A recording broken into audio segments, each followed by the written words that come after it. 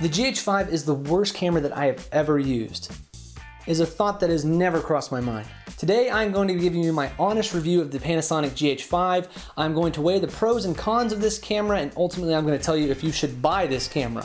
Now, full disclosure, this review is aimed at anyone who is interested in the GH5 as a video tool. So if you are a photographer interested in the GH5, this review is not for you. And everything you're about to hear is my opinion. So if you don't agree with it, be sure to let me know in the comments below.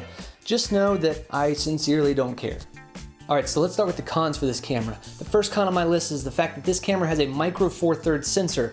That means that you will have a 2x crop when you are shooting in video mode, which means if you're shooting on a 24mm lens, you're going to have a 48mm focal length, which is quite an intense crop. To compensate for this, I did have to buy a lens speed booster, not only to reduce the crop, but also to adapt to EF lenses, which are my lens of choice. The second con on my list is the fact that you have to pay $100 for the V-Log picture profile upgrade. You just spent $2,000 on a camera, and Panasonic expects you to pay $100 to unlock the full dynamic range of the camera. Why? The third and final con on my list is the fact that you will need additional accessories in order for your GH5 to compete with other prosumer cameras. It is missing things such as XLR inputs, built-in ND filters, but those are things that you would find on higher-end cinema cameras, so it's not really a surprise, it's just me being picky. Now let's move over to the pros. And the first pro, which is the most obvious, is the 4K footage, which is gorgeous. This camera can shoot 4K 10-bit 422 color space internally, and that is amazing for a camera at this price point without even having to use an external recorder. If you really want to see what this camera can do, I will have a link to my test footage video in the description below so you can really see the range of this camera. Tying into the 4K footage is my second pro, which is the fact that you can shoot up to 60 frames per second in 4K, which is a really nice addition because any camera before the GH5 always topped out at 30 frames per second in 4K. Now, one thing about the 60 frames per second is it is 8-bit 420 color space, which means you won't have as much range in post-production, but it still looks really, really good. On top of being able to shoot at 60 frames in 4K, you can also shoot up to 180 frames in 1080, which is also mind-blowing because that is extremely slow. Next up on my list of pros is the fact that this camera has 2 SD card slots. This enables you to do 2 different things. The first option is the fact that you can do continuous recording. The second option you have is redundant recording, where you can record the same file to the 2 different cards. So if you want to avoid any kind of data corruption or losing your files, redundant recording is the way to go.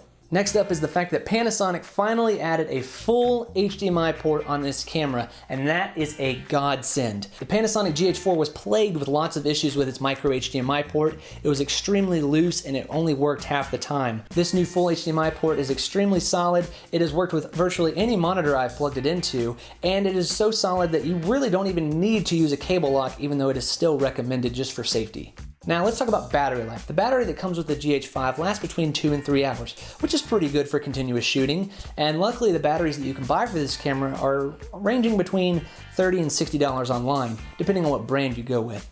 A hack that I have found for battery life on the GH5 and pretty much any other mirrorless or DSLR type camera is using a power bank, which is mainly designed for charging smartphones and tablets, but this can also be applied to mirrorless type cameras because they have a USB port on the side. So you just run your cable from this power bank into the side of the camera, and this will give you continuous battery life. Now, for reference, the battery that comes with the GH5 is only 1,860 milliamps. This power bank is 20,000 milliamps, meaning this guy gets you over 10 times more battery life than the standard battery that comes with your camera. And it's less than the cost of a Panasonic branded battery. You do the math. Now, the final pro on my list is the fact that this camera is weatherproof, and that has already saved my tail because I accidentally got to test out this feature.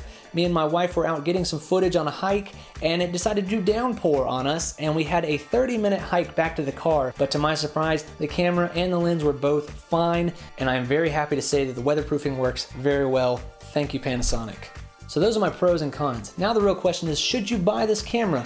The answer is yes, you should buy this camera, and I'll tell you why. If you're someone like me who is looking for something that is more run and gun and is not as bulky as those high-end cinema cameras, and is something that's not going to break the bank at only $2,000, this camera is not only a great value, but it is also a great contender with those other cameras because the 4K footage that it can produce internally is really impressive. I have loved this camera, and I've even used it for my latest short film, Fairy Tale, which I made for the My Road Reel competition. So if you want to see what this camera can do in a narrative short film setting, be sure to check out my film Fairy Tale, which I will have a link to in the description below.